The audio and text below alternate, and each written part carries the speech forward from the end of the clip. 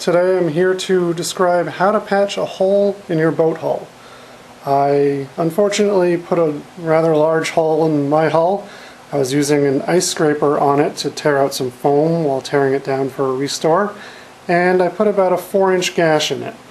And we'll take a look at how to fix that.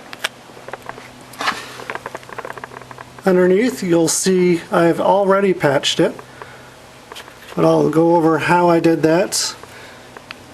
You'll notice that it is actually quite a smooth line for taking an ice scraper to it. That's because I actually took a grinder and ground around the edge to make it smooth. I also made an angle that goes towards the inside of the hull. That way the resin won't get caught up and create air pockets. And how I went about this, you'll see here. This is actually just normal wax paper that I stole from my wife's kitchen. I put that on the inside as a non-stick material for the poly to set against. A side benefit of it, if you have non-waxed poly that you're applying, the wax paper actually acts as the wax and allows it to cure nicely. On the other side is actually a flexible cutting board that you would find at, say, a Target or whatnot.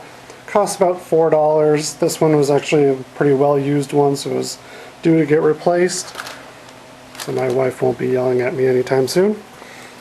What I did was I duct taped those two layers to the outside of the hull.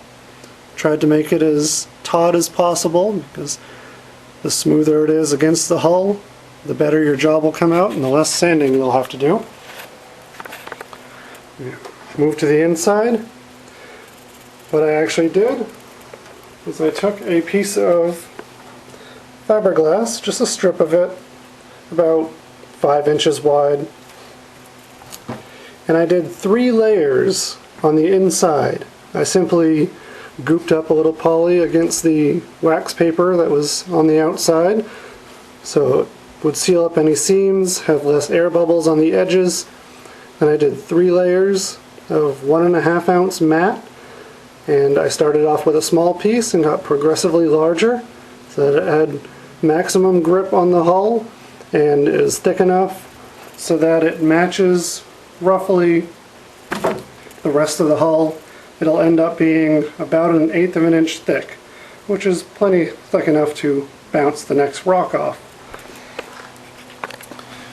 The next day I came back in, I tore off the wax paper and the cutting board, and it's a little hard to tell, but actually is nice and smooth. Perfectly in line with the hull. It may be slightly indented, it may need a little bit of filler, but it's actually better to add filler than to have to sand it off, because fiberglass and poly sands very tough. I also had a few air bubbles. Apparently I didn't stuff the poly into the corners well enough. Luckily for me, I plan on flipping this hull, and I'll mix up some Cabasil and poly, make some filler, fill in the holes, let it dry, sand it smooth, and she'll be ready to paint.